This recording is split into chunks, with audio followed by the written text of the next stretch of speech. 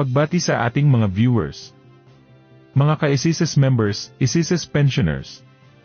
Noong Agosto 28, nagdaos ng press conference ang SSS upang ianunsyo ang mga aktibidad para sa pagdiriwang ng kanilang 68th anniversary ngayong Setyembre.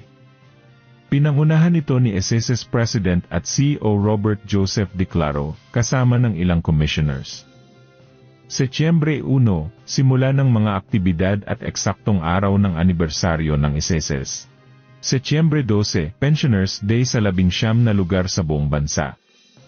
Inaasahan ng 4,000 pensioner participants. Setyembre 17, Balikat ng Bayan Award sa Cebu City, unang beses itong gaganapin sa labas ng Metro Manila. Maraming nakahandang aktibidad ang SSS para sa kanilang pagdiriwang ng kanilang anibersaryo. Maligayang ika-68 anibersaryo, SSS. Salamat sa inyong patuloy pagbibigay serbisyo sa mga Pilipino. Muli, ito ang Senyor Balita naghahatid sa inyo ng makabuluhang balita at totoong impormasyon.